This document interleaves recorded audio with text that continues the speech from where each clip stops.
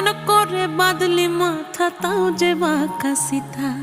মেদিনীপুরে রায়না চিরন বাঁকুড়ার ওই ফিতা, আর যতন করে বাঁধলি মাথা তাও যে বাঁকা সিথা। পেছ পাড়িয়া রাজ